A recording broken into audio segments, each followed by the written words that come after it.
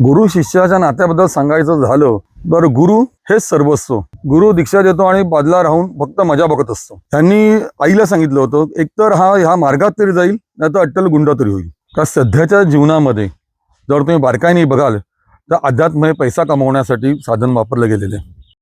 नमस्कार, touching hearts मध्ये विराज राजे तुमचं स्वागत करत आहे. आज आम्ही गुरुपौर्णिमेनिमित्त काही गुरु शिष्य परंपरा, सेवेकरांना आपल्या गुरूंकडून, शिष्यांना आपल्या गुरूंकडून आलेल्या अनुभव हे आपण जाणून घेणार आहोत. आजच्या भागामध्ये आपण भेटणार आहोत सद्गुरू साटम महाराज यांचे सेवेकरी प्रसन्न परब, ज्यांना प्रेमाने सगळे पप्पूदादा म्हणतात. नमस्कार पप्पूदादा, आपलं स्वागत आहे. पप्पूदादा, सगळ्यात पहिल्यांदा मला जाणून घ्यायला आवडेल की तुम्ही हे जे कार्य करता आहात, ही जी सेवा साटम महाराजांच्या चरणी तुम्ही रुजू करता आहात, ह्याची तुम्हाला ओढ कशी लागली, किंवा तुम्हाला ते सुचलं कसं, किंवा त्याचे करावं असं वाटलं कसं? यासाठी पहिल्यांदा मी नाव घेईन माझ्या आईचं, श्रीमती वनिता परब. आणि तिच्याकडे साटम महाराजांची भक्ती येण्याचं मुख्य कारण माझे मोठे काका बाळकृष्ण परब, ज्यांना बापू म्हणत असत. त्यांचं वयाच्या 16व्या वर्षी त्यांनी रबडमणी स्कूलमधनं बाहेर पडून टोपीवाला त्यांच्या घरी साटम महाराजांचं पहिल्यांदा दर्शन घेतलं होतं. त्यावेळी साटम महाराजांनी त्यांना तुरमराचा लाडू दिला होता. आणि ही ओळख म्हणजे तेही विसरले होते. आणि ही ओळख वसंतराव तावडे हे जे साटम महाराजांचे भक्त होते, त्यांच्या अंगात साटम महाराजांची शक्ती येत असताना त्यांनी 1964 साली त्यांना माझगावला आपल्या घरी बोलवून घेतलं आणि ही ओळख करून दिली की तू माझ्याकडे आला होतास आणि मी तुला तो लाडू दिला होता. बरं. म्हणजे इथून परत आमच्या घरात साटम महाराजांची भक्ती सुरू झाली. आईचं लग्न झाल्यानंतर मग ती त्या भक्तीमध्ये लीन झाली आणि तिच्याकडनं आम्हाला साटम महाराजांचं भक्तीचं बाळमूळ मिळालं. वा, म्हणजे अगदी आईच्या गर्भातूनच सुरुवात झाली असं म्हणायला हरकत नाहीये. बरं. पण मग तुम्ही पण शिक्षण घेतलं, तुम्ही पण या मार्गामध्ये होतात, प्रपंचाच्या मार्गामध्ये असताना मग तुम्ही एकदम वाहून घेतलं सेवेमध्ये, हे कधी कसं झालं? आता ही गोष्ट सांगायची म्हणजे एकदम मूळ जावं लागतं. 82 साली 10वीला असताना माझ्या आयुष्यामध्ये पूर्णपणे कलाटणी होती. त्यावेळी माझी पत्रिका बघून माझे सद्गुरू डॉक्टर शशिकांत चिटणीस यांनी आईला सांगितलं होतं, एकतर हा ह्या मार्गात तरी जाईल, नाही तर अट्टल गुंड तरी होईल. त्यावेळी माझ्या बाबांनी स्पष्ट सांगितलं होतं, मेला तरी चालेल पण गुंड नको, जेणेकरून आमच्या घराण्याला काळिंबा लागेल. आणि त्याच्यानंतर माझ्या सद्गुरूंच्या कृपेने डॉक्टर शशिकांत चिटणीस यांच्या आशीर्वादाने त्या मार्गामध्ये माझं पदार्पण झालं. पण मग साटम महाराजांची ओढ सद्गुरू चिटणीस महाराजांपासून पुढे कंटिन्यू झाली, मग हे कसं काय कनेक्शन झालं? माझ्या सद्गुरू चिटणीस बाबांच्या आयुष्यामध्ये त्यांच्या वयाच्या 8व्या वर्षी त्यांना मृत्यूयोग होता आणि साटम महाराजांनी त्यांना जीवदान दिलं होतं. बरं. त्या म्हणजे ही कथा सांगायची झाली तर थोडा वेळ जाईल.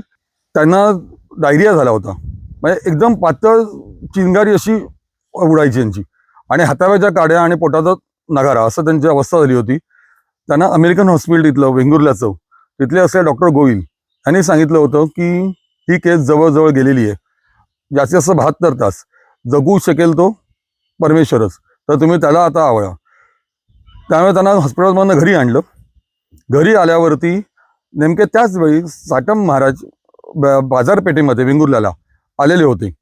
आणि आबा हे साईबाबांचे भक्त. बरं. साटम ह्यांचे चिटणीस बाबांचे वडील त्यांना आबा म्हणायचे, विनायक चिटणीस, हे साईबाबांचे भक्त आणि त्यांची आई ही सिद्धारूच्या शिष्या.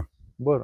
तर आबा बोलता बोलता सहज बोलले की आज साई असता तर हक्काने धावून आला असता. तर हे आई काय म्हणाल्या, तर आता नाही, तर आपण साटम महाराज बाजारपेठेत आले आहेत तर आपण त्यांच्याकडे जाऊ.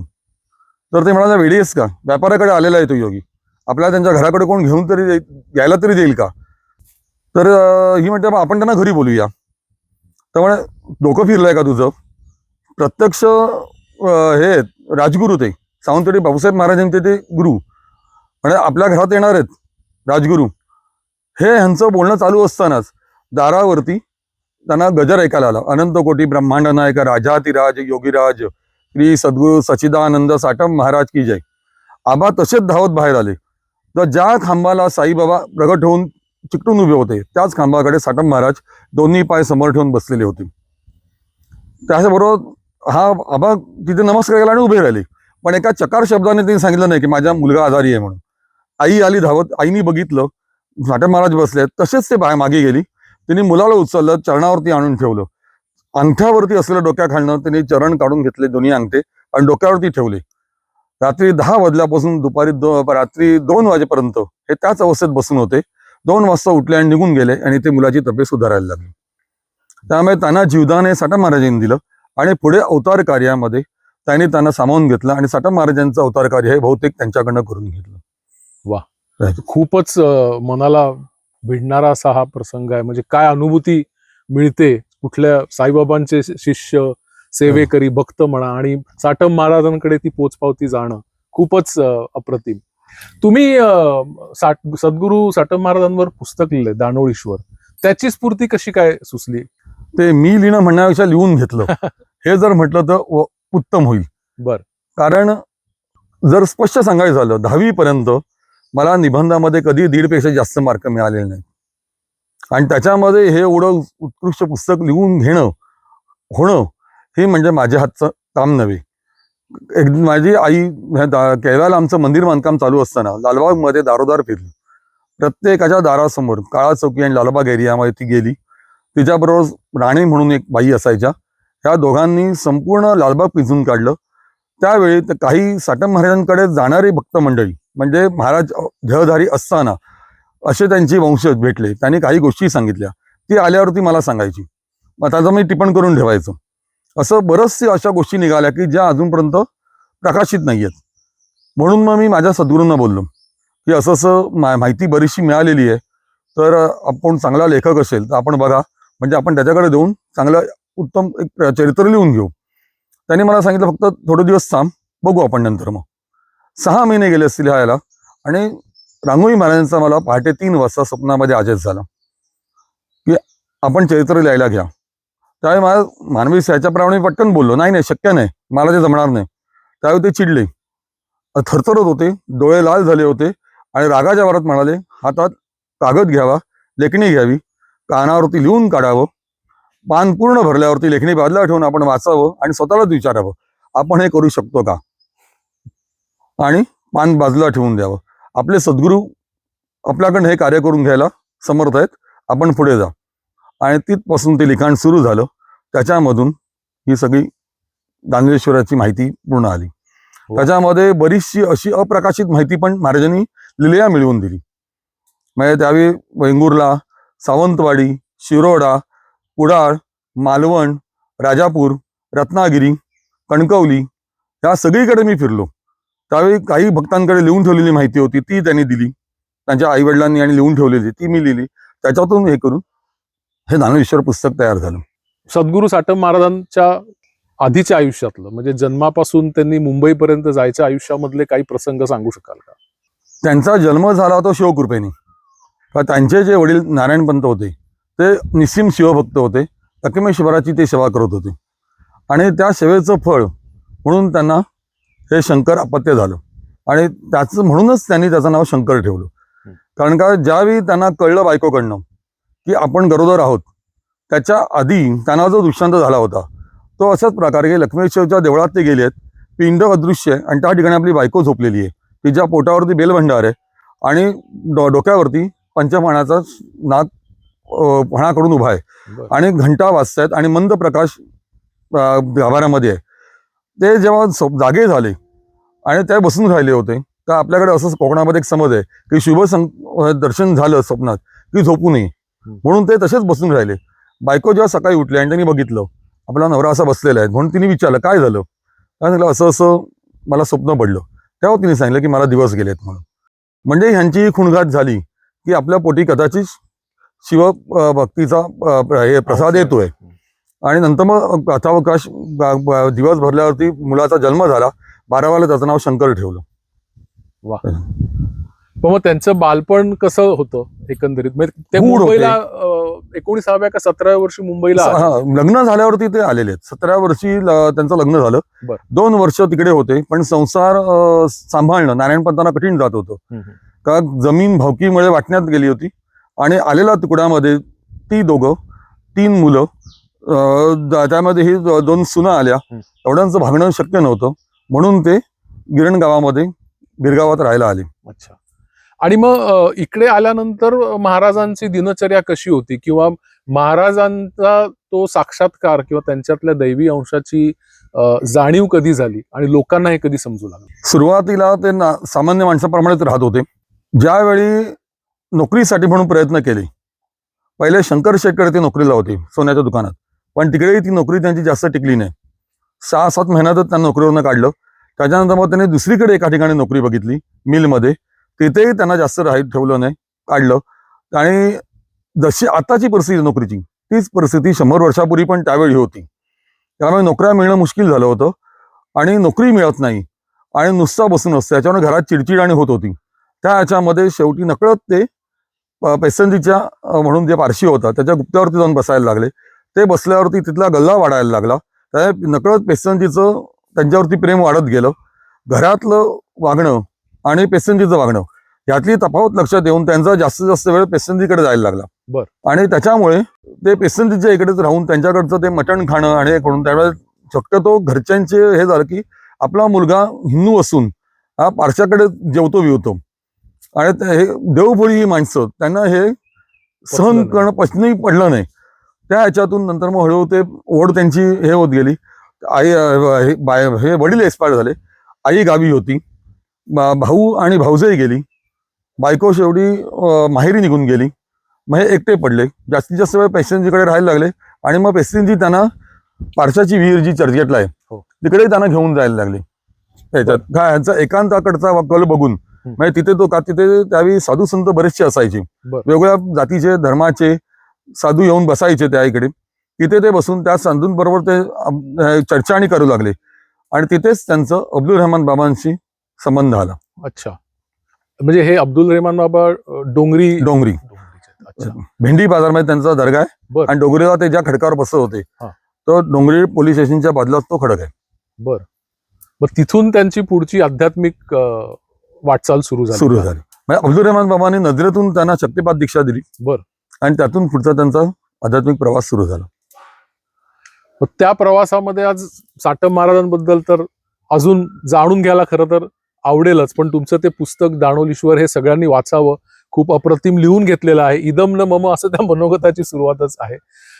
मला अजून खूप जाणून घ्यायला असं आवडेल की गुरु आणि शिष्य ह्या नात्यामधला तुमच्या गुरुप्रती असलेली काय गोष्ट अशी आहे की तुम्हाला असं वाटतं की प्रत्येक शिष्याने त्याचं अनुकरण करावं किंवा तसं वागावं? गुरु शिष्याच्या नात्याबद्दल सांगा. गुरु शिष्याच्या नात्याबद्दल सांगायचं झालं तर गुरु हेच सर्वस्व. हे जेव्हा शिष्याला जमायला लागतं त्यावेळी सगळं संपतं. म्हणजे पूर्ण शरणांगती. गुरुला शरणांगती ठेवूनच गुरुमध्ये सगळी नाती बघून त्याच्यावर त्या नात्याप्रमाणे वागायचं आणि शेवटी त्याच्या चरणाशी लीन व्हायचं. ह्याच्याशिवाय दुसरा काही पर्याय नाही. गुरु दीक्षा देतो आणि बाजूला राहून फक्त मजा बघत असतो. शिष्य जेव्हा साधना करतो तो फक्त बघत असतो शिष्य खरोखर साधना करतो का. आणि एक सर्टन स्टेपला पोचल्यानंतर मग शिष्याने कितीही साधना केली त्याचा काही उपयोग होत नाही. गुरु त्याला पुढे घेऊन जात असतो. वा. म्हणजे शरीरधारी गुरुची आवश्यकता ही आहेच. त्याशिवाय पर्याय नाही. मग दादा, ह्याच्यामध्ये तुम्हाला काय अनुभूती आल्या? मी चमत्कार हा शब्द नाही वापरणार, कारण ह्या अनुभूती आहेत, तुम्हाला आलेले अनुभव आहेत, ते तुम्ही काही शेअर करू शकाल का? कशा प्रकारचे अनुभव? आत्तापर्यंत अनेक अनुभव तुम्हाला आले असतील, काही सांगू शकाल का? आता केळवा रोडला इथे राहतोय आश्रम. जेव्हा आई माझी गेली तर आई असताना 15 सालापर्यंत 9 साली मी इथे राहायला आलो. 12 डिसेंबरला आम्ही 2008ला आम्ही इथे राहायला आलो, आई आणि मी. आई 75 वर्षाची होती. ती एकटी राहू शकत नाही म्हणून माझी नोकरी सोडून इकडे आलो. इथे जेव्हा मी आलो त्यावेळी आई तिचा आणि वडिलांची पेन्शन ह्याच्यावरती सगळा खर्च चालवायची. मोजकीच माणसं होती जी आम्हाला मदत करत होती फंडच्या दृष्टीने. त्यामुळे एवढा आमच्याकडे फंड नव्हता. ती जेव्हा 15 साली गेली तेव्हा माझ्यासमोर प्रश्न होता की एवढा मोठा हा प्रपंच आता चालवायचा कसा. का आमचा मेन जो फोकस आहे ते इथल्या आदिवासी मुलांना शिक्षण देणं त्याच्यावरती आहे. आणि शिक्षण म्हणजे 1000-2000 मध्ये होणार नाहीये त्याच्यात. मग त्यासाठी एवढा फंड गोळा कसा करायचा हा प्रश्न आमच्या समोर असतो. पण काही महिन्यातच लक्षात आलं की आपण काही करत नाही. करता तो आपण फक्त निमित्त मात्र असतो. त्याला जे करून घ्यायचंय तेच तो करून घेतो आणि त्यासाठी तो योग्य ती व्यवस्था स्वतः करतो. बरोबर. पण मग तुम्हाला नोकरी करत होतात असं म्हणालात, म्हणजे तुम्ही एक प्रॉपर प्रपंचामध्ये पडणार होता, तुम्ही विवाह पण करणार होतात का तुम्ही पहिल्यापासूनच ठरवलं होतं की नाही ह्याच सेवेमध्ये वाहून नाही, मी लग्न करणार नाही हे आधीच 10वीत असतानाच ठरवलं होतं. बरं. त्याच्यात आणि नोकरी कुठे करत होतात तुम्ही? मी LNT मध्ये पार्ट टाइम जॉब होता माझा, योगा टीचर म्हणून. बरं. वर्करना आणि ऑफिसर A ग्रेडच्या लोकांना योगा शिकवणं वा. हे माझं काम होतं. त्याच्यानंतर मग मी 2006ला ती नोकरी सोडली बरं. आणि 7 आणि 8 हे 2 वर्ष मी यात्रा कंपनीमध्ये कैलास मानसरोवर यात्रा हे केलं. अरे वा, तोही अनुभव तुमच्या पाठीशी अतिशय दांडगा आहे. हो. मग त्या सगळ्या प्रवासामध्ये चिटणीस बाबा तुमच्या सोबत अगदीच होते. त्या- सावलीप्रमाणे होते ते. मानस सरोवरच्या ह्याच्या यात्रेमध्ये काय आलेले विशेष अनुभव? त्यातला एक महत्वाचा अनुभव म्हणजे मी यात्री म्हणून जेव्हा गेलो त्यावेळी आम्हाला ह्याच्यामध्ये बिंगमध्ये सांगितलं होतं की तिथले कुत्रे जे ते नरभक्षक आहेत, त्यामुळे त्याच्यामधून सामावून राहायचं. आणि एक टप्पा असा आला, दुसऱ्या दिवसाच्या परिक्रमामध्ये मी हे पार केलं, डोलमाला पार खाली उतरलो आणि तारचुनला जाताना मधल्या पट्ट्यामध्ये कैलास नदी लागते उजव्या हाताला आणि डाव्या हाताला कैलास नदी आणि उजव्या हाताला पूर्णपणे डोंगर असतो. तो जो पट्टा आहे तो जवळजवळ एक 5 ते 6 किलोमीटरचा आहे. आणि त्या ह्याच्यामध्ये माझ्या बरोबरचे होते बेंगलोरचे, ते पुढे गेले. 4 जण होते, मुलगी, जावई, सासू सासरे आणि काही बायका होत्या. त्या 8 बायका मागे राहिल्या. म्हणजे आमच्या दोघांमध्ये इतकं अंतर राहिलं की हाक मारून पण कोणी येऊ शकणार नाही. आणि माझ्या डोंगराच्या साईडला 2 कुत्रे मला दिसले. हो. आणि ह्या कुत्र्यांना बघितल्यावरती घाबरलो.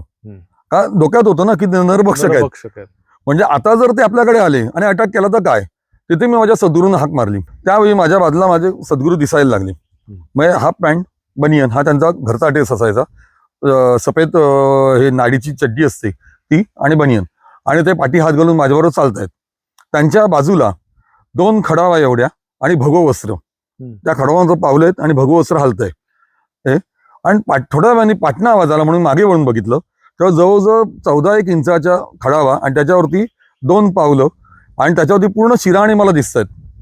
तिथे मी माझ्या बरोबर माझा देव आहे असं म्हणून मी पोचलो दुसऱ्या बेस कॅम्पवरती आणि आलं. आणि हे बरोबर होते ह्याची प्रचिती मला कधी आली, म्हणजे खात्रीलायक बातमी. मी जेव्हा त्यांना भेटायला गेलो त्यावेळी म्हणजे त्यांचे शिष्य आहेत माझ्या गुरूंचेच, ते आले होते तिथे आणि त्यांनी मला विचारलं, म्हणे अरे पप्पू, ह्या तारखेला तुझ्यावरती काय संकट आलं होतं का ह्या वेळी? तर म्हटलं का? तर म्हटलं नाही, फक्त आठवणी मला सांग. म्हणून मी माझ्या कॅलेंडरवरती बघितलं तर मी म्हटलं हो असं असं झालं होतं. म्हणजे तुम्ही का विचारलात? तर म्हणे त्यावेळी बाबा इथे बसले होते, मी पण आलो होतो आणि अनिल त्यांचे पाय चेपत होते आणि पाय चेपता चेपता त्यांनी मागे डोकं घेत एवढंच म्हणाले, परत किती हाक मारता. आणि डोकं मागे केलं आणि अर्ध्या तासाने ते उठले आणि म्हटलं अरे अनिल तू अजून पाय चेपतोयस. आणि त्यावेळी मी समोरच बसलेलो होतो त्या ह्याच्यात. म्हणजे माझी ती वेळ आणि ही मी मॅच केलेली होती. म्हणजे त्यावेळी बरोबर ते माझ्यासाठी धावून आले होते. वा, खूपच भारी. मग अशा प्रकारचे अनुभव आजच्या घडीला पण तुम्हाला काय अनुभव येतात? मला इथे एका विद्यार्थ्याची फी भरायची असेल आणि माझ्याकडे काही पैसा नसतो आणि मी त्या मुलाला जर क्लासला पाठवलं किंवा त्या कॉलेजला पाठवलं आणि त्यांना सांगितलं तिथल्या मेन ह्यांना फोन करून त्यांना सांगतो की तुम्ही फोन करा आणि माझ्याकडे द्या, की त्यांना सांगतो की अशा संस्थेतर्फे हा मुलगा येतोय, तर माझ्याकडे आता पैसे नाहीत, देणगी आली की महिन्याभरात मी तुम्हाला बरोबर पैसे देतो, तोपर्यंत तुम्ही सांभाळून घ्या. आणि संस्थेकडनं येतोय म्हटल्यावरती ते अजिबात काय आडकाठी घेत नाहीत. आरामशीर 1 महिन्याची मला मुदत देतात, पण मला 1 महिना अजिबात थांबावं लागत नाही. 15 ते 17 दिवसात कुठून ना कुठून तरी माझ्याकडनं डोनेशन येतं आणि त्यांची फी देऊन होते. वा, खूपच भारी. मग तुम्ही ह्या सगळ्या परिसरामध्ये ही जी सेवा सुरू केली, शिक्षणापुरतीच आहे की अजून काय काय तुम्ही सेवेच्या मार्फत करता आहात? आमच्या इकडे मेन माझी आई शिक्षिका होती, त्यामुळे तिचं हे इथल्या मुलांना शिक्षण देणं, का ह्या समाजाला सुधारायचं असेल तर शिक्षण हे महत्वाचं आहे. बरोबर. जर ते शिकले तर पुढे जाऊन समाजामध्ये आणखीन पाऊल शिकतात आणि आपल्या समाजातल्या मुलांना ते आणखीन शिकवू शकतील. बरोबर. ह्या दृष्टीने तिने हे चालू केलं. आणि माझ्या गुरूंचं एक तत्व होतं की जंगलात बसून राहणं म्हणजे अध्यात्म नाही. ते स्वतः नोकरी करून, समर्थाने त्यांना सांगितलं होतं नोकरी करायची आणि तू समाज कार्य करायचं. त्यांचा निराळा मठ आहे, तिकडे ते शिक्षणाला महत्व देतात. तिथल्याही मुलांना शिक्षणासाठी ते मदत करतात. वह्या वाटप, इथे आमच्याकडे आम्ही वह्या वाटप करतो, कपडे वाटप करतो, दिवाळीमध्ये मिठाई वाटप करतो, तसं मेडिकल कॅम्प घेतो शाळेतल्या मुलांसाठी. आणि हे सगळं मोफत तुमच्या मार्फत केलं जातं संस्थेतर्फे. खूपच भारी कार्य चालू आहे तुमचं. आता ह्या सगळ्यामध्ये गुरुजी तुम्ही तरुण पिढीला इथे आणण्यासाठी किंवा तरुण पिढी किती प्रमाणामध्ये जोडली गेली, कारण प्रपंच आणि परमार्थाची सांगडी घातली गेलीच पाहिजे, तुमच्या गुरूंनी पण करून दाखवलंय. तर अशी यंगस्टर्सना, ज्याला आता झेन जी वगैरे म्हटलं जातं, या सगळ्या लोकांना ह्या मार्गाकडे कसं आणावं किंवा त्यांनी कसं बघावं याकडे? मेन मुख्य मुद्दा म्हणजे अध्यात्म काय हे कळलेलं नाहीये. का आतापर्यंत आपल्याकडे जप करणं, जंगलात जाणं, देवपूजा करणं हे अध्यात्म समजलं जातं. हे अध्यात्म नव्हे. शिवभावाने जीवसेवा करणं हे अध्यात्म आहे. हे कोणच समजून घेत नाहीये. समोर आलेल्या माणसाला आपण उपाशी ठेवतो आणि देवाला आपण भोग लावत बसतो. ते अध्यात्म नाही. अध्यात्म नाहीये. का मी नर्मदा परिक्रमा करत असताना मला एका आश्रमामध्ये एका साधूंनी सांगितलं होतं, उतरलं असताना, म्हणजे त्याला माहितीही नाही की मी आश्रमाशी निगडीत आहे.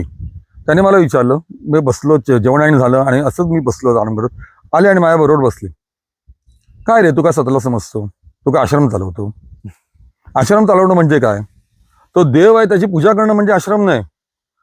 जो माणूस त्या आश्रमामध्ये येतो त्याच्यामध्ये ते दैवत आहे आणि त्याला पाहिजे असलेलं त्याला पुरवणं, ज्याला अन्न पाहिजे असलं अन्न देणं, शिक्षण पाहिजे शिक्षण देणं, औषध पाहिजे असलं आजारीपणात त्याला औषध देणं, ही खरी त्या आतल्या बसलेल्या देवाची ईश्वरी सेवा आहे. वा. आणि हेच मला 92 साली मी आणि माझे सद्गुरू पाडीवाला बिल्डिंगमध्ये ते राहत होते गँटोलला.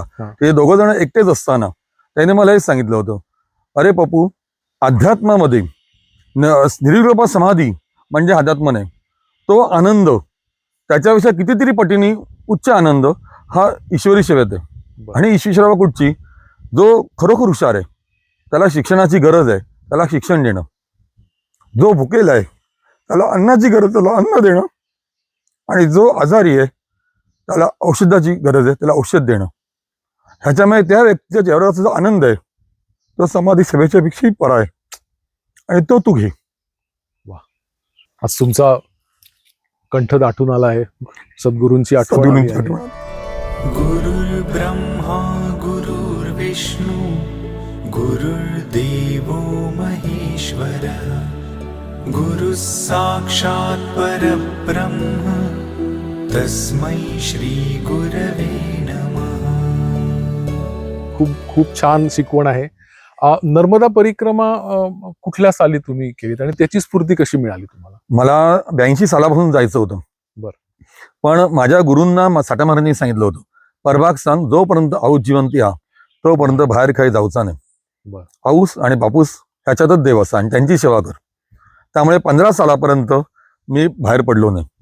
15 साली ती गेली, तिच्या 12वं झालं आणि 14व्या दिवशी मी पायी वारी केली पंढरपूरची आणि तिकडनं आलो आणि दसऱ्या दिवशी मी नर्मदा परिक्रमा चालू केली. आणि किती दिवसांची? 4.5 महिन्याची केली. वा. मग त्या परिक्रमेच्या दरम्यान तुम्हाला काय अनुभूती आली किंवा तुमचं काय मनोगत होतं आणि ते मनोगताप्रमाणे काय एक्सपिरियन्स आले? नाही, मला फक्त परिक्रमा काय आहे ह्यासाठी मी करत होतो. पण जेव्हा परिक्रमा करत होतो तेव्हा कळलं की आयुष्यामध्ये माणसांना गरज काय आहे आणि अवाढव्य काय काय वापरतात, किती साठा करून ठेवतात, आईचं प्रेम काय आहे, ती काय म्हणून आपल्या मुलाला सांभाळत असते जेवाचं रान करून, ते परिक्रमेत कळतं. तुम्हाला मैया, नर्मदा मैया इतकं काही देते आणि तुम्हाला अशी वरती चढवते की तुम्हाला वाटतं अरे मी म्हणजे काय, आणि दुसऱ्या क्षणी ती अशी पाडते की तुमचं ढुंगण मस्तपैकी आपटलेलं असतं.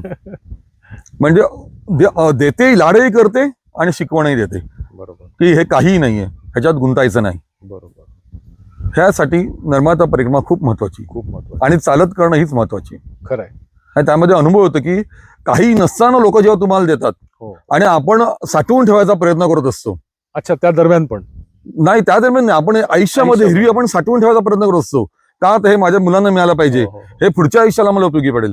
पण ज्यावेळी तुम्ही नर्मदा प्रेमा करता तेव्हा एक वेळ जेवायला पण महाग असलेलं कुटुंब आहे, ते आपल्या मुलांना उपाशी ठेवून पाणी पाजून तुम्हाला अन्न देतं. वा. त्यावेळी करतं की दानथी काय असतं. काय असते. खरंय खरंय. खूपच भारी अनुभव आहे ते सगळे. दादा, एक पुन्हा मी हा प्रश्न विचारेन की ह्या तरुण पिढीला ह्या मार्गाकडे कसं आणावं, त्याच्यासाठी काही तुम्ही सांगाल किंवा त्याच्यासाठी पालकांना काही सांगितलं जावं, कारण पालकांचं ते ऐकू शकतील. सध्या मुलं पालकांचं पण ऐकत नाहीत. का मोबाईल हाच त्यांचं सर्वस्व झालंय. का एका घरात त्यांनाही दोष नाही. आई वडील पण मोबाईल बघत बसले असतात, मुलंही मोबाईल बघत बसले असतात. बरोबर त्यांनाही काय दोष देणार. बरोबर. पण जसं मुसलमानांमध्ये लहानपणापासून मुलांना शिकवलं जातं नमाज बरोबर. पढणं, कुराण वाचणं, बरोबर. तसं जर आपल्याकडे पहिल्यापासून केलं तरच त्याच्यामध्ये मुलंही ओढली जातील, बरोबर. नाहीतर शक्यता कमी आहे. पण ही पिढी खूप प्रॅक्टिकल पण आहे पप्पू दादा. तर त्यांना कधी कधी आपल्या ग्रंथांमधल्या गोष्टी पटतात, कधी नाही पटत, कधी त्यांना ते अंधविश्वास वाटतात. तर त्या कशा समजून सांगता येतील त्यांना? का हिंदू हा समाज आहे, ह्याचे जे ग्रंथरचना आहे, ज्याच्यामधले सांगितलेल्या ज्या गोष्टी आहेत, ह्याला सगळ्याला सायन्सचा आधार आहे. बरं. बेसच त्याचा सायन्स आहे.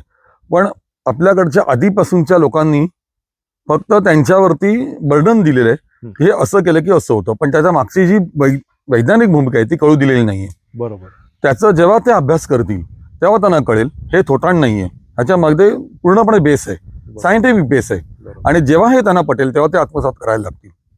पण मग अशा जे सायंटिफिक बेस असणारी पुस्तकं काही आहेत, प्रत्येक गोष्ट समजावून सांगणारी, जी त्यांना मिळतील वाचायला? झालंय काय, आपल्याकडे हे थोतांड मानलं जातं, पण ह्याचा सगळा हे परदेशात अभ्यास होतोय. बरं. आणि त्यांनी जेव्हा ते अंगीकारायला लागले तेव्हा ते आपल्याकडे अंगीकारणं सुरू करतात. बरोबर. अनुकरण हे. कंट्रीजचं चालू आहे. आता का इंग्रजांनी जे आपल्यावरती राज्य केलंय, तर मेन त्यांनी आपली शिक्षण पद्धतीच मोडलेली आहे. बरोबर. आणि आताचे राजकारणी आहेत ते पण तेच फॉलो करतात. बरोबर. हा त्यांना माहिती आहे की समाज जर शिकला तर आपण त्याच्यावरती राज्य करू शकत नाही. हे सत्य आहे, कटू असलं तरी. बरोबर. पण काय करू शकत नाही त्याला. म्हणजे पूर्वीची जी आपली गुरुकुल परंपरा होती ती खरं तर ती खरं सगळ्यात खूप उत्तम चांगली होती. का तुम्ही आता इंस्टाग्रामवरती पण बरंचसं असं फिरतं की जेव्हा इंग्रजांना भारत ताब्यात घ्यायचा होता तेव्हा त्यांनी एका अधिकाऱ्याला पाठवलं, त्यांनी सगळं सांगितलं ही गुरुकुल पद्धती जेव्हा हे होईल मॉडेल, त्याच तुम्ही इंग्रजांना आपल्या ह्याच्यावरती राज्य करू शकता इंडियावरती. मग त्याच्यावरती पहिल्यांदा घाला आणि त्यांनी तेच केलं, मुळावर घाला. मुळावरती घाला घातला. कुठेतरी आता ही गुरुकुल पद्धती पुन्हा सुरू झाली तर खाली तरच होऊ खूपच शकतं. उत्तम प्रकारे ते होऊ होऊ शकतं. आणि ते शकतं. शिक्षण माध्यमातून व्हायला पाहिजे, शाळांमधून प्रश्नच व्हायला नाही. पाहिजे. का आता काही देशांमध्ये आपले संस्कृत लोक शिकवले जातात, पण आपल्याकडे अजून नाही. बरोबर. खरं. संस्कृत आपल्याकडे सब विषयच घेतला जातो, त्याला पर्यायी विषय म्हणून म्हणूनच निवडला जातो, त्याला प्रामुख्याने असं नाही दिलं जाते. मग गुरुजी, अजून ह्या सगळ्या गुरु शिष्य परंपरेमध्ये तुमच्या तर्फे सगळ्या लोकांना काय अजून तुम्ही सांगाल की कसं असावं, डे टू डे लाईफ मध्ये कसं वागावं, शिष्य असावा किंवा गुरु मिळालाच पाहिजे किंवा नाही मिळाला तरी त्यांनी कसं वागावं जेणेकरून त्याला गुरु प्राप्ती होऊ शकेल? गुरु शोधणं खूप मुश्किल झालंय.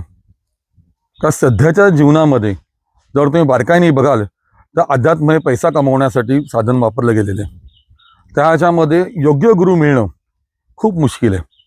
खरंय. क्वचित नशिबानी, जसं माझ्या आईवडिलांची पुण्य आहे म्हणून मला चिटणीस बाबांचे चरण मिळाले, तसं क्वचित हे आहेत की त्यांना मिळत आहेत, नाहीतर लोक इथे ह्याच्यातच भरकटत आहेत.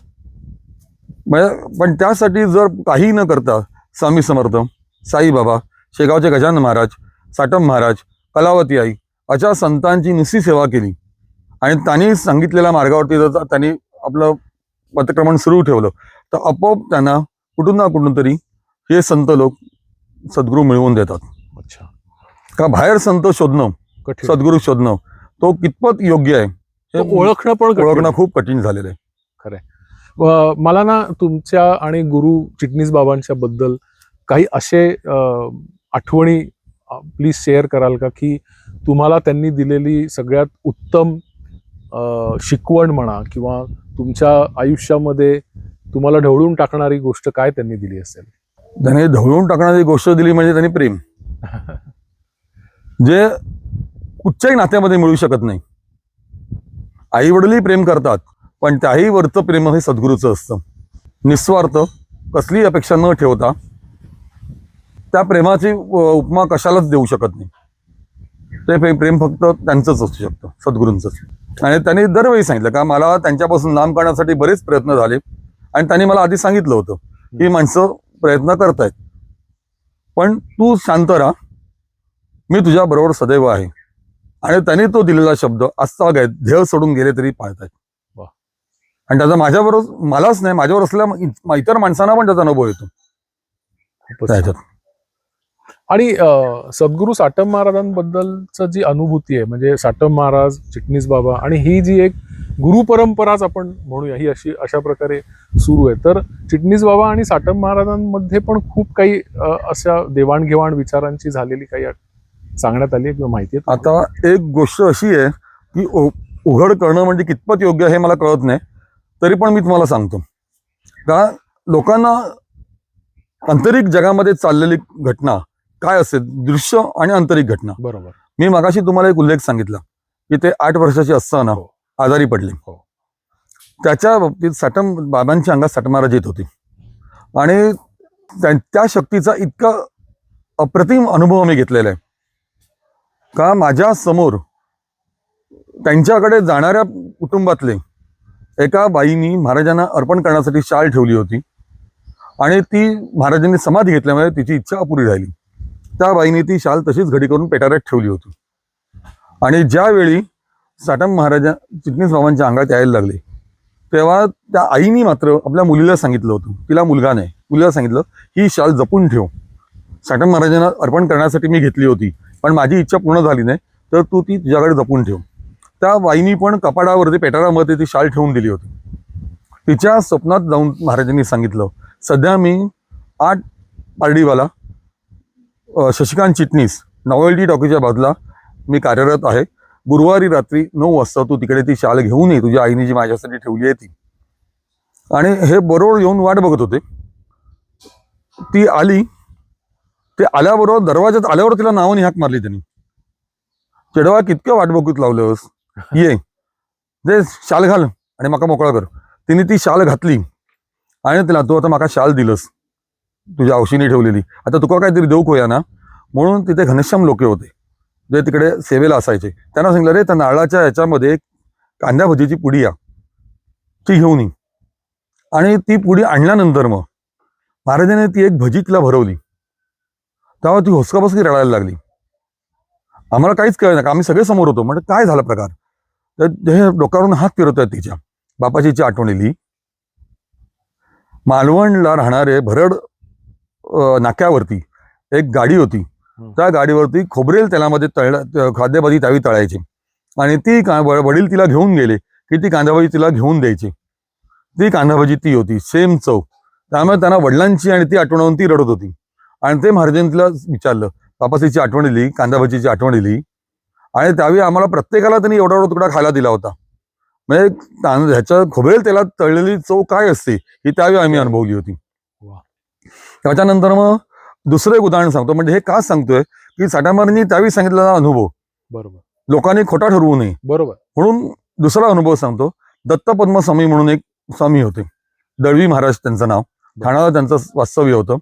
अणुशास्त्रज्ञ होते, त्यामुळे ते सहसाहशी कोणावरती विश्वास ठेवणं शक्य नव्हतं. त्यांचं 3दा जीवघेणी मारण्याचा प्रयत्न केला. त्यावेळी त्यांनी अणुशास्त्रज्ञाचं हे सोडलं आणि शिक्षकाची नोकरी पकडून ह्याच्यामध्ये जीवन अर्पण केलं. ते साटम महाराजांच्या बायकोकडनं नात्यामध्ये लागत होते. आणि त्यांना कोणीतरी सांगितलं, असे कोणीतरी म्हणजे शृंगारे म्हणून जे आमच्याकडे होते बाबांचे शिष्य एक, त्यांच्या फॅमिलीमध्ये त्यांची भक्ती होती त्यांच्या नात्यात, तर ते त्यांना घेऊन आले इथे. तेव्हा साटम महाराजांबरोबर हे झालं. साटम महाराजांनी जुन्या आठवणी पण सांगितल्या त्यांना, म्हणजे बायकोच्या माहेरच्या ह्या गोष्टी.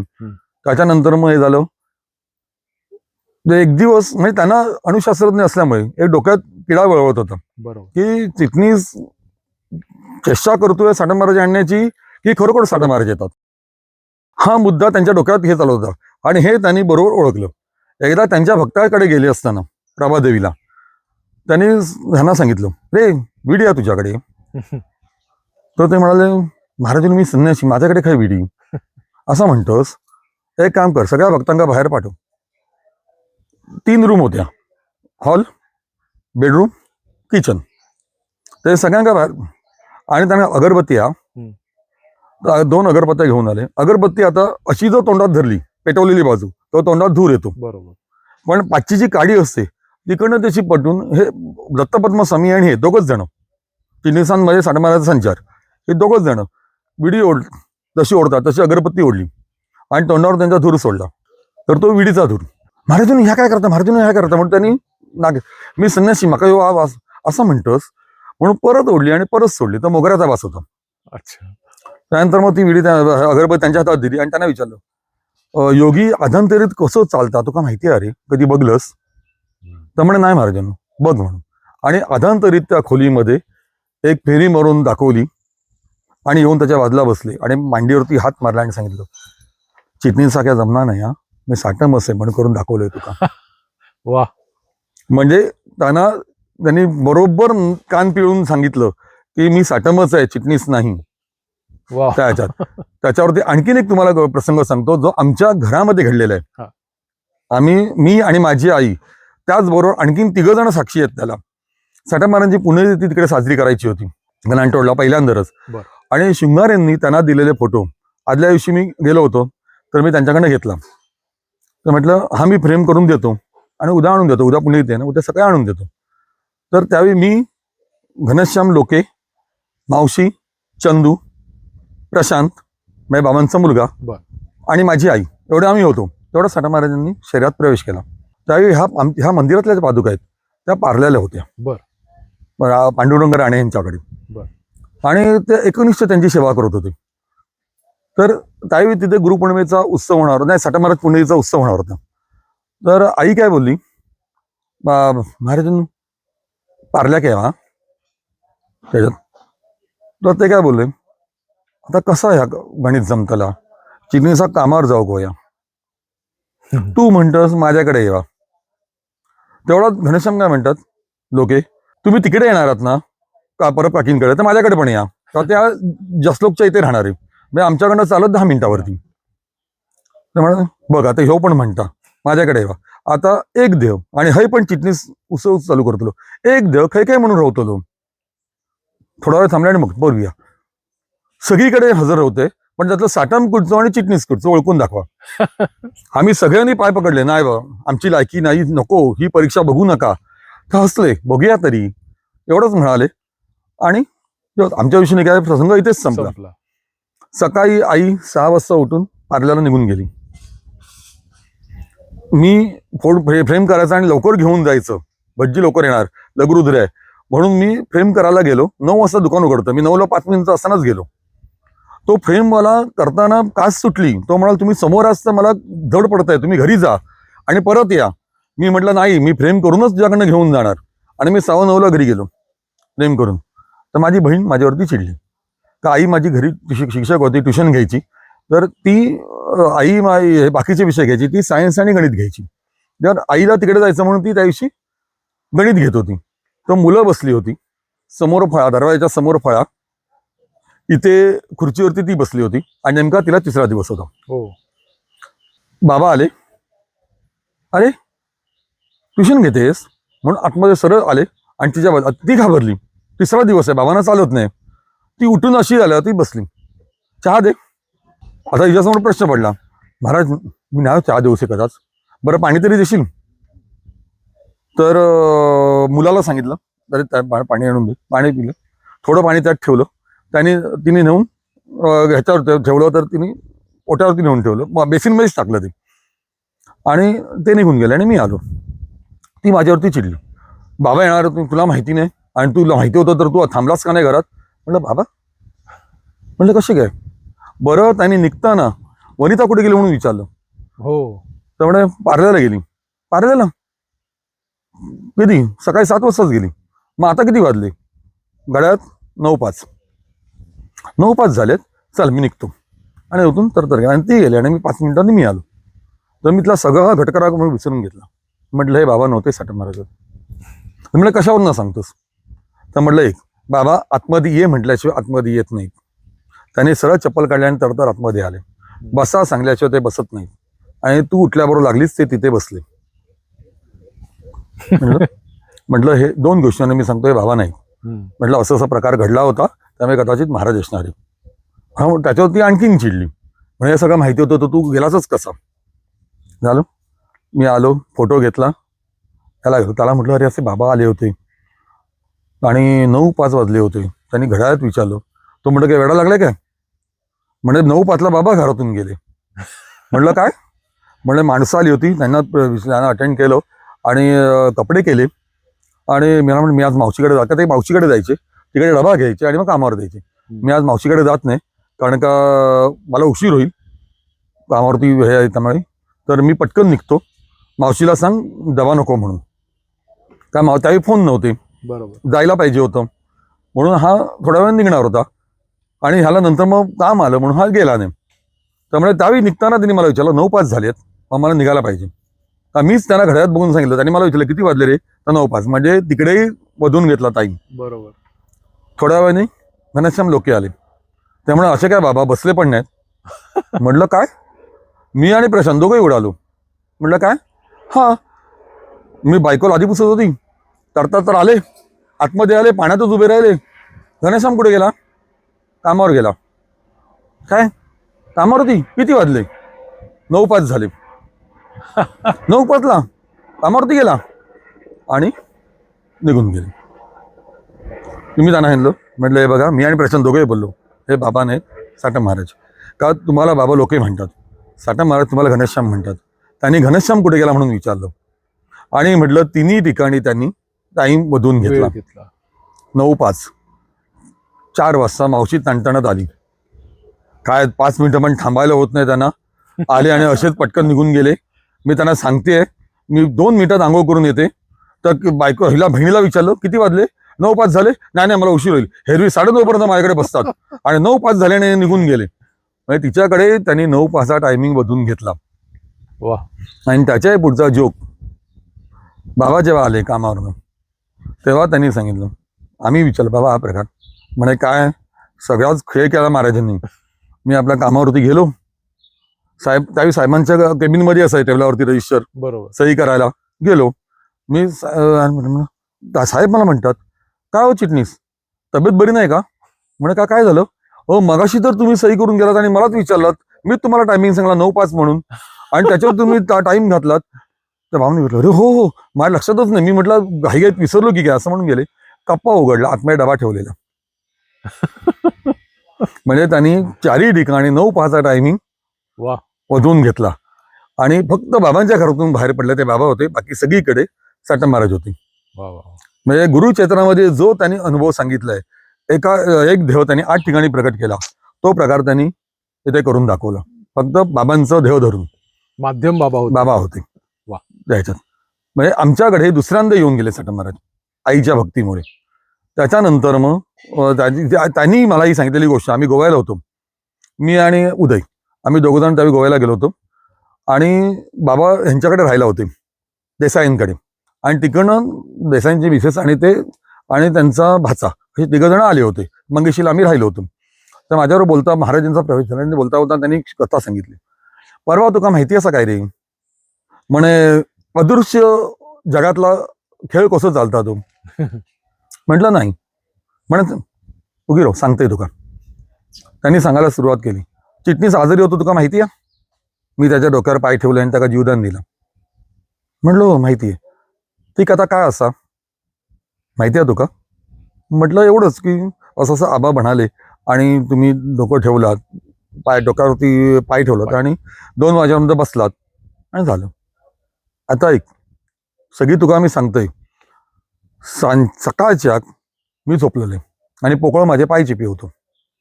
का पोकळाने रानबाजी करून कर्जा करून ठेवला होता.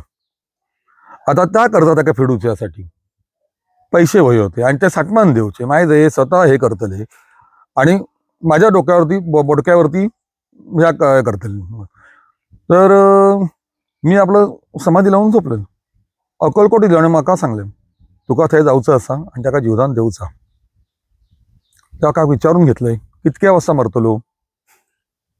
म्हणजे त्याचा मृत्यूचा वेळ काय ठरला तर म्हणे म्हाका सांगला 2 हो. म्हणजे रातच्याक 2 ना तर आता कित्याक जाऊ गोंय आमी आपले परत समाधी लावली पोकळे आपले पांय चेपता दुपाराक परत इलो नाही जे जातस की मी जाऊ तर आता म्हटलं म्हातारो आपणाक झोपूक दिवचो नाही मग उठले आणि पोकळ्याच्या गाडीत बसले पोकळाक खुश म्हणजे आता बाबा माझं करतो फेडतलो जेव्हा सावंतवाडीत मी इलय आणि ताका सांगलें गाडी अशी वळव ताका कळा की हे दुसरी कडेन जावचा म्हणून त्यांनी गाडी फिरवली मी वेंगुर्लाक गेले आणि भास्कर पंत वाघायच्या पुतळ्या खाली जाऊन झोपून दिले लोक आपली येऊन सगळ्या ठेवी होती एका बाजूक नारळ एका बाजूक फळा एका बाजूक फुलं आणि असो पैशाचो ढीक रातच्याक परत इलो कमरेवर लात मारली आणि काय जाऊचा हा म्हाका जाऊ गोया म्हटलं म्हातारो काय म्हाका झोपूक दिवचो नाही म्हणून मी उठलोय आणि गाडीत बसले तर पोकळ्यांनी परत पाय पकडले गाडीत बसून जाऊन तर ते पैसा जो साठला होतो तो त्याच्यावरती ढकलले आणि मी गेले तो आपला पैसा मोजून त्याचा जितका कर्जा होता तितका सगळा गावला त्याचा ऋण फिटला आता मी गाडीत बसलोय तो तिथलं केशव नापीत त्याचा घर पहिला तो त्याका वाटला माझ्याकडे बाबांनी येऊचा माझ्या घरात पाहिलं तो माझ्या मागे लागतं त्याका काय सांगू हातोर म्हाका छळता म्हणान त्याका लात मारून ढकलून दिले गाडीतसून आणि मी गाडीतून बाहेर पडले अंगावरची छाती काढून टाकले आणि नागडोच असं धावूच सुटले तर पब्लिक येड धया सगळ्या माझ्या मागून येले मी थंय जाऊन बसलोय तसे आणि औषिक झोरे बोमा मारक सुरू केली अनंत कोटी ब्रह्मांड नायक बघून ह्यो बाहेर इलो आबा मी बघा होतोय वागतो काय वाकना नाही साई भक्ती हे भक्ती कसा माणसान एकनिष्ठ रोग होया ह्याचा उदाहरण म्हणजे आबाची साई भक्ती त्यांनी एवढं पोरगो हे झालो हा मरणान सवसेत पण माका म्हणूक नाही की साठमा वाचव म्हणान पण औशीचं हृदय ना ती लागली बघिला दाराक साठम बसलो आणि धावत घेऊन पोराक घेऊन येली आणि मी काढून डोक्यावरती ठेवीपर्यंत काळान घात केलो प्राण बाहेर पडलो आता तस धैसून जर मी उठते तर लोक आहे का पुरतले म्हणून मी तसंच बसून समाधी लावले ह्या आत्मा परत आणूक होयो ना तर वर्ण बघलंय तर कृपाचार्य चालू आहे ताई होतं त्याका बोलावलंय का बॉडी धग रवगळी नाहीतर थंड पडला तर परत प्रॉब्लेम म्हणून त्याच्यात कृपाचार्याक बसवलंय आणि मी त्याका शोधूक गेले त्याका इंद्राच्या दरबारातून शोधून आणलंय तर तोपर्यंत 1:15 झाले त्याका आतमध्ये सोडले तेव्हा कृपाचार्य बाहेर पडलो आणि मी निघान गेले बापरे आणि ह्याची पावती म्हणजे कनेक्शन कसं असतं संतांचं ह्याची दुसरी गोष्ट सांगतो राम भोसले हे नाव तुम्ही ऐकलं असाल मशाजी मावतार बाबांचे शिष्य संवादनशास्त्र त्यांच्याकडे बाबांची नात म्हणजे मावशी जी आहे तिचा भाचा बाबांचाही तो भाचा लागतो चंदू आरस त्याची मुलगी रुधिरा हिला कमरेखालनं ती थोडीशी हे होती म्हणजे पायाला जोर नव्हता त्याच्या मसाज करण्यासाठी म्हणून भोसल्यांचं नाव एकाने सांगितलं आणि घेऊन गेले तर बाबा चंदू हा उदय पण त्यांच्याबरोबर जायचा हे तिकडे जाऊन मसाज करायचे आणि घेऊन यायचे जुई चावलाच्या बंगल्यावरती त्याच्या 6 महिन्यांनी बाबा अमेरिकेला जाणार होती पहिल्यांदा त्यांचा मोठा मुलगा अमेरिकेला राहतो तिकडे त्यावेळी यांनी भोसले उठले आणि 101 रुपये काढले आणि बाबांच्या हातात दिले माझी गुरुदक्षिणा तर आणि पाया पडायला गेले हा म्हणाले मी तुमचा गुरु कसा तेव्हा त्यांनी सांगितलं कृपाचार्य हे माझे गेल्या जन्मीचे गुरु आणि 4 तास का होईना कृपाचार्यांनी तुमचा देहाचा प्रवेश केला होता त्यामुळे माझ्या सद्गुरूंचं वास्तव्य असलेला देव हाही माझा सद्गुरूंचा देव म्हणून तुम्ही मला गुरु ठिकाणी काय पोचपावती कुठून कुठून कशी नाही म्हणजे ह्या अशा गोष्टी आहेत की असं सांगितलं तर कोणीही खरं मानणार नाही खरंय त्या ह्याच्यात म्हणून मी फक्त एक अदृश्य दुनियेतल्या ह्या गोष्टी कशा असतात हे त्यांनी मला सांगितलेलं हे तुम्हाला सांगितलं आणि ते कितपत खरं असू शकतं हे लोकांना पटण्यासाठी म्हणून आधीच्या ह्या 3 गोष्टी सांगितल्या की कशावरनं ही साठामाऱ्यांची शक्ती होती हा प्रत्येक गोष्टीचा तो पुरावा दिला साक्षात पुरावा तुम्हाला तुमच्या समोर आंधळ्या ह्याने आम्ही ठेवूच शकत नाही त्याच्यात विश्वास खरंय का असं प्रत्येक वेळी आम्हाला हे केलेलं आहे खरंय त्याच्यात खूपच छान आता खूप छान गप्पा रंगल्यात गुरु शिष्यांबद्दलचं नातं अनुभूती वेगवेगळे तुम्ही आम्हाला सांगितलेत आणि खरंच अंगावर शहारे आणणारे अनुभव आहेत मन अगदी काय म्हणतात त्याला, हळवे करणारे अनुभव आहेत. मग तुमची आणि चिटणीस बाबांचे जी ऋणानुबंध होते किंवा आहेत, तर चिटणीस बाबांनी देह कधी ठेवला? 11 मार्च 2024. मग तुमचा आणि त्यांचा एकंदरीत किती वर्षांचा स्नेह आणि प्रेम होतं? 83 सालापासून. खरं म्हणजे 80 साल धरलं तरी चालेल. बरं त्याच्या आधी 2दा मी त्यांच्या घरी गेलो होतो बरं. आईसाहेब असताना. हा. पण माझं रेग्युलर जाणं हे 82 सालानंतर मग झालं. वा, खूप छान तुमचा सहवास हो. गुरूंचा तुम्हाला लाभलाय. काय तुम्ही सगळ्यांसाठी काय संदेश द्याल या गुरुपौर्णिमेनिमित्त? कसं वागावं गुरूंबद्दल, काय त्यांनी समर्पण कशाचं करावं? मी मागे पण सांगितलं तुम्हाला, गुरु शिवाय पर्याय नाही. गुरु तुलना कुठे होऊ शकत नाही त्या प्रेमाची. पण गुरुला शरण झालात तर तो तुम्हाला तारतो. शरण कसं जावं ह्याच्याबद्दल काही मार्गदर्शन कराल? नाही का, हे आतून आलं पाहिजे. हे वर्ण भरण्यासारखं नाहीये. हे आतून जर तुमचं शरणागती असेल ती गुरुला बरोबर कळते. त्याच्यामधले जे हे आहेत आजूबाजूचे मोरके ते अक्कल चालवत असतात आपली, पण गुरुला माहिती असतं की ह्या शिष्याचं अंतरंग कसं आहे आणि तो आपल्याला किती वा. चरणी आपल्या लीन आहे. वा. हे गुरुच ओळखू शकतो. आणि तत्सम संत बरोबर. त्याच्यात. खूप छान. आज आपल्याला पप्पू दादा म्हणजेच प्रसन्न परब यांनी अतिशय खूप सुंदर अनुभव, सुंदर अनुभूती आपल्या सर्वांसोबत शेअर केल्यात. पुन्हा आपण पप्पू दादांबरोबर नक्कीच एक वेगळा अजून एपिसोड करू, कारण त्यांच्याकडे अशा अनुभवांची खूप मोठी मालिका आहे आणि त्यांच्याकडे स्वतः त्यांनी घेतलेले अनुभव आहेत आणि हे सगळे सायंटिफिकली प्रूव्हन आहेत. प्रत्येक अनुभवाची प्रचितीची सांगड घालून त्यांना मिळालेले अनुभव आहेत. तर पुन्हा आपण लवकरच पप्पू दादांसोबत एक वेगळा एपिसोड करूया. पप्पू दादा खूप खूप नमस्कार, धन्यवाद तुम्ही या स्वामी एपिसोडला समर्थ. आल्याबद्दल.